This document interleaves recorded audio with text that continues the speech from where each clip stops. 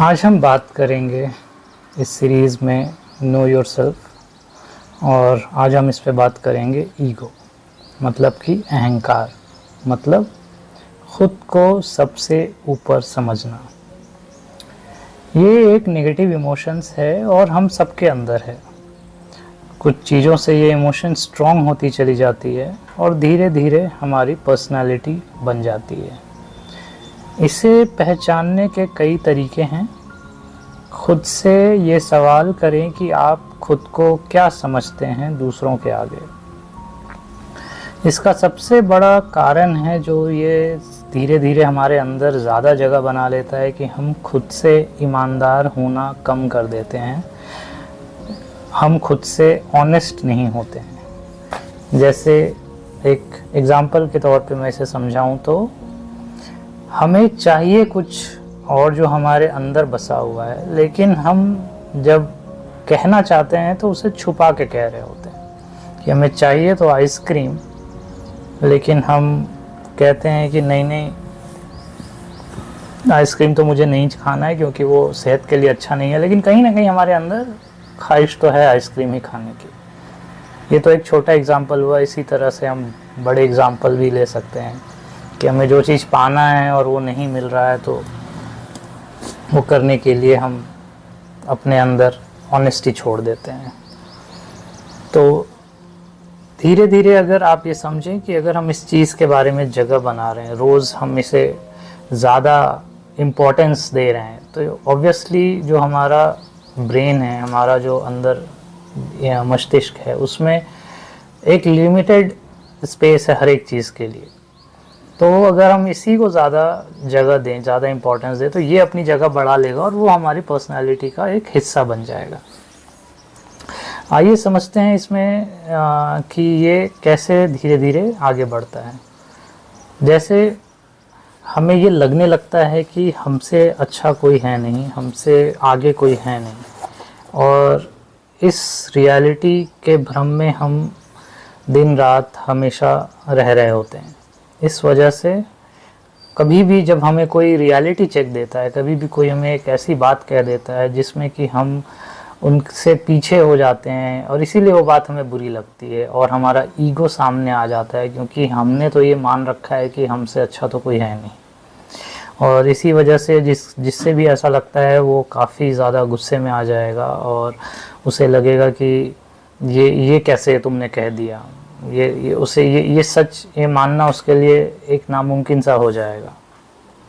इसी वजह से जो भी ईगोस्टिक पर्सन होते हैं वो अक्सर कुछ भी कह दो उनके बारे में, जो कोई भी फीडबैक दे दो, एक कंस्ट्रक्टिव फीडबैक भी दे दो, सकारात्मक सलाह भी दे दो, तो उन्हें बुरा लग जाता है, जब तक कि उन्हें वो चीज़ उनके हिसाब से अच्छी ना लगे। ये ख़ास तौर पे निजी रिलेशनशिप में होता है कि अगर कह दे कि नहीं मुझे ये पसंद नहीं है, तो उन्हें लगता है कि मेरी पसंद ही सबकी पसंद होनी चाहिए।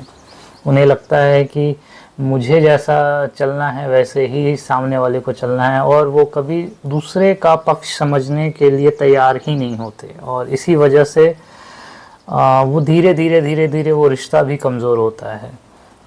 आमतौर पे देखा गया है कि जो लोग इस चीज़ को ज़्यादा बड़ा बनाते जाते हैं, उनको धीरे धीरे बहुत मुश्किल हो जाती है ये देख पाना, और उनसे रिलेशनशिप नहीं संभल रहा होता है और वो उसी अहंकार में रहते हैं और बार बार अपने पार्टनर को दोष देते हैं कि हाँ उसने मुझे ही नहीं समझा। तो ये सबसे बड़ा एक रेड फ्लैग कह सकते हैं। कोई भी अगर इस तरह के रिलेशन में है तो उन्हें समझाने की कोशिश करें, उन्हें काउंसलिंग करने की कोशिश करें। अगर खुद से ना हो तो प्रोफेशनल से कोशिश करें इस चीज़ के लिए। लेकिन ये धीरे धीरे इन चीज़ों को समझने की कोशिश करें।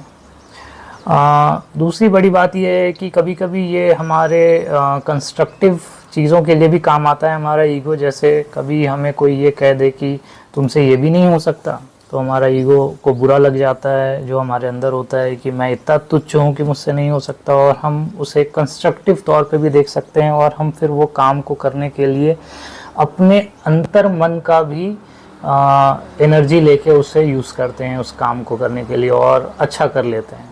तो ऐसा नहीं कि ये नेगेटिव एनर्जी के ही रूप में है, इसका फ़ायदा भी उठाया जा सकता है। इसे ऐसे समझें कि आपके घर में चाकू है और आपको अगर अच्छे से इस्तेमाल करना आता है तो सब्ज़ियाँ अच्छी कटेंगी, और अगर अच्छे से इस्तेमाल करना नहीं आता है तो वो चीज़ गड़बड़ हो जाएगी। तो ईगो एक ऐसा है कि वो एक चाकू है, और जो जिसका ईगो बड़ा है वो चाकू एक बच्चे के हाथ में है। तो जाहिर सा बात है, जब बच्चे चाकू चलाएंगे या कुछ भी चाकू से खेलेंगे तो नुकसान उनका ही होगा।